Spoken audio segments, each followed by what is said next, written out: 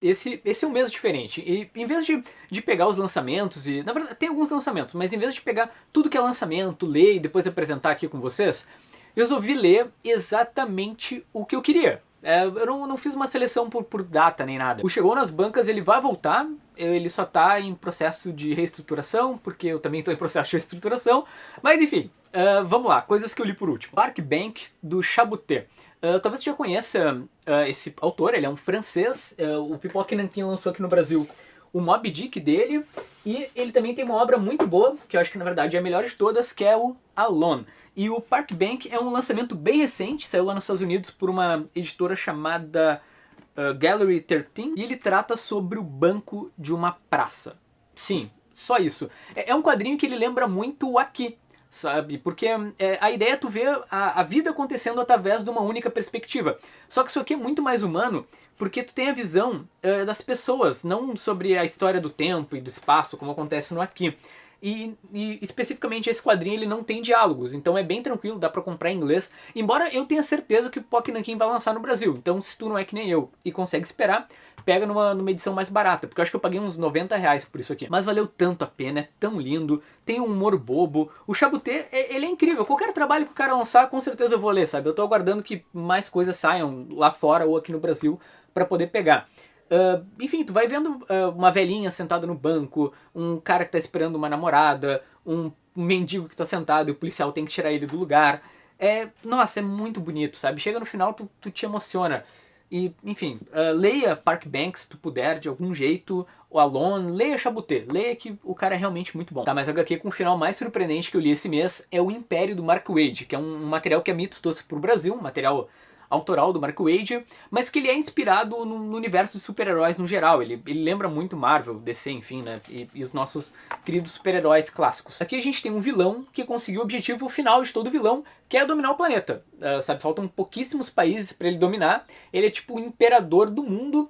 E a gente, na verdade, começa o quadrinho 10 anos depois dele fazer essa dominação. Ele conseguiu vencer o Superman, que tem aqui nesse mundo. E é isso.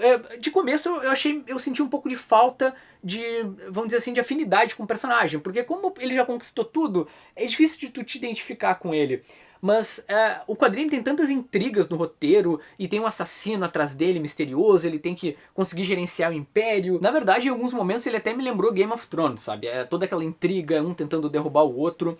Eu só não curti muitos desenhos que são... Eles lembram muito a arte dos anos 90, mas valeu a pena no geral, sabe? Quem gosta de super-heróis, quem quer ver o que aconteceria se um vilão ficasse no topo, vai se divertir lendo Império, principalmente pelo final, que sabe, foge de todos os clichês que tu pode imaginar. E esse mês eu também li o Pagando por Sexo, do Chester Brown, que é um quadrinho que nunca me despertou muita atenção, porque eles são basicamente relatos do Chester com prostitutas, sabe, não é uma coisa que me interessaria tanto, mas como ele é muito elogiado, eu resolvi pegar pra dar uma lida. E é interessante, sabe? É bem interessante, porque primeiro tu conhecer esse mundo, sabe? Como é que funcionam as relações, acaba sendo engraçado. Segundo, que a forma que o Chester passa os sentimentos dele, tu não tem como não despertar a tua atenção, sabe? De um cara assim, porque ele parece muito metódico, até meio um cara completamente desprovido de emoções. Por exemplo, no começo do quadrinho, a namorada dele traz um outro cara pra viver com eles, acaba se apaixonando pelo cara, vai namorar o cara e ele continua vivendo ali entre os dois,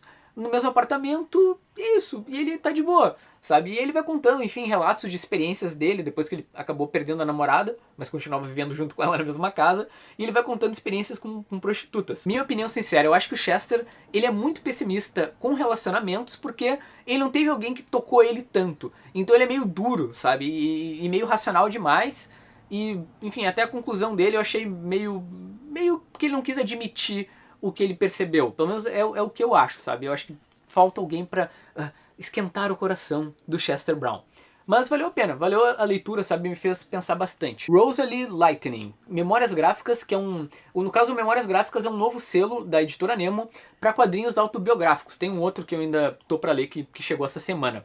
Mas aqui a gente tem o quadrinista Tom Hart contando a sua experiência com a perda prematura de sua linda menininha chamada Rosalie. É algo assim brutalmente impactante, tem pelo menos uns 3 momentos no quadrinho que me doeu passar pela página, porque, nossa, é um ser humano perdendo a sua linda garotinha. É tenso. Só que, na verdade, o quadrinho me emocionou em alguns momentos, mas nos outros momentos eu achei ele meio maçante, meio... Porque, graficamente falando, sinceramente, ele é muito simplório, muito mesmo, sabe? A arte, tu não é como, sei lá, tu vê um Craig Thompson, um Jeff Lemire que brinca com a diagramação da página para mostrar a dor. Aqui é tudo muito simples, muito básico. E isso me incomodou um pouco, sabe? Sinceramente, eu acho que tem partes assim que tu não entende talvez muito bem o desenho. Querendo ou não, assim, é sempre interessante tu ver experiências de outras pessoas que passaram por problemas pra tu aprender a resolver os teus próprios problemas. Então, com certeza foi uma leitura que valeu a pena.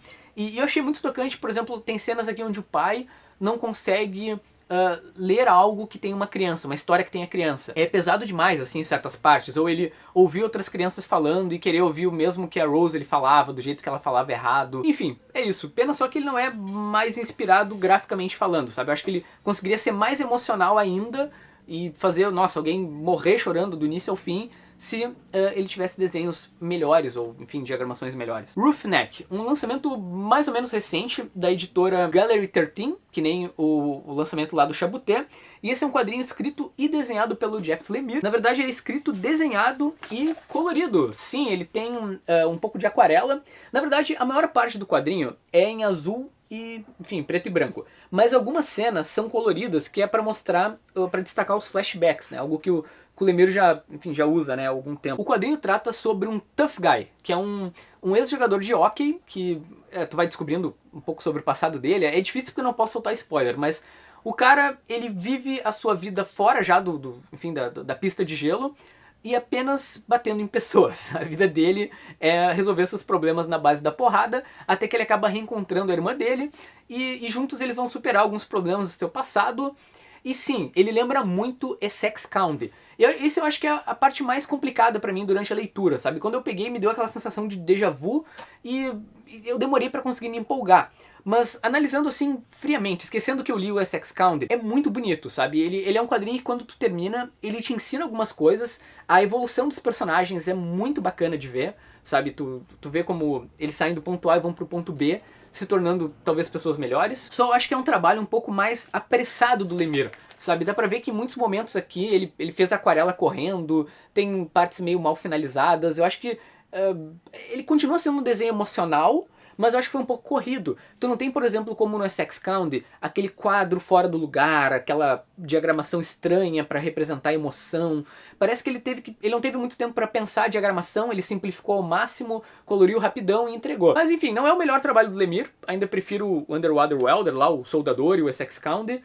Mas é legal, é bacana, é bem humano. Ah, só pra avisar, tá saindo The Boys de novo. Sim, The Boys voltou ao Brasil pela Devir, eles vão manter o tamanho, na verdade já tá em pré-venda até o próximo volume. Se eu não me engano esse aqui é o sexto, é o quinto ou sexto, mas já tem o próximo inclusive em pré-venda nas lojas. E eu gosto de The Boys. Se tu curte super-heróis e já tá numa fase que tu quer ver um pouco da desconstrução deles, aqui tu tem, por exemplo, olha essa capa. Tu tem um super-herói com uma mão aqui, ou seja, tem alguém fazendo alguma coisa muito feia nesse cara.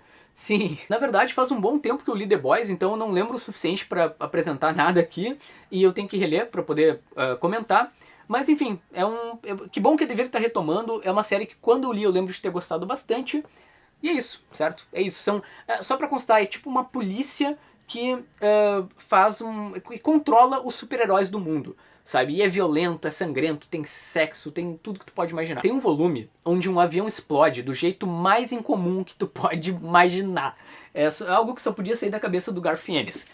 Também chegou por aqui Black Hole, agora a versão da Darkseid, a versão em português. No caso, eu tenho a versão importada, e a Darkseid praticamente reproduziu a mesma coisa, sabe? Tu não tem extras aqui nem nada, só não tem a Dust Cover, como tem essa aqui, porque essa edição norte-americana, ela pega um desenho de dentro do Black Hole e coloca aqui por baixo, e depois tem a Dust Cover. A Darkseid tirou essa ideia da Dust e colocou direto isso impresso no quadrinho. A lombada é quadrada, em vez de ser arredondada, como a versão norte-americana. E a única coisa que muda é que eles pegaram algumas informações, como a biografia do Charles Burns, e eles mudaram de lugar.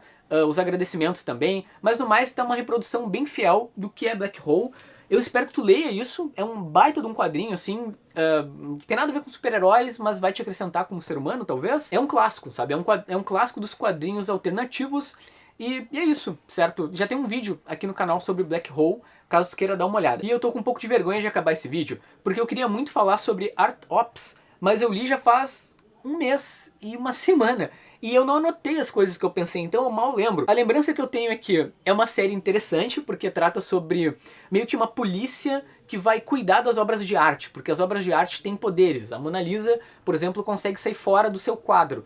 Então é um quadrinho culturalmente legal, porque tu vai conhecendo várias obras de arte e vendo elas interagindo com o resto do mundo, mas eu achei o roteiro meio despretensioso, sabe? Sei lá, tem algumas coisas bobas sobre como determinada personagem que uma pessoa encontra na rua é colocada para dentro do grupo que vai cuidar do futuro da humanidade porque as obras de arte estão sendo, acho que, roubadas. Então tem algumas coisas meio nada a ver, sabe? Ou o desinteresse de alguns personagens em salvar o mundo. Acho que eles levam muito na brincadeira certas coisas, então é uma pegada que eu não acho tão convincente. O que eu gostei muito é que os desenhos são do Michael Red, então eu procuro sempre acompanhar o que ele faz, porque eu gosto do traço dele. E os roteiros são do Shawn Simon, que eu vou te falar que eu não conhecia. Pelo que eu tô pesquisando aqui, são só 2 volumes, então mesmo eu não tendo achado essa série tão brilhante, nossa, que incrível, eu acho que eu vou ler pra pelo menos poder dizer que eu finalizei mais uma série da Vertigo e que conheço realmente Art Ops. Bom, o que eu tenho pra te dizer? Valeu por estar por aqui, foi um prazer a tua companhia. Comenta aí se tu já leu alguma dessas coisas e principalmente fala qual foi a tua leitura mais legal desse mês, porque a gente tem uma noção de o que os leitores de quadrinhos estão lendo. Certo? Não deixa de participar, tá? Com a tua opinião. Tchau.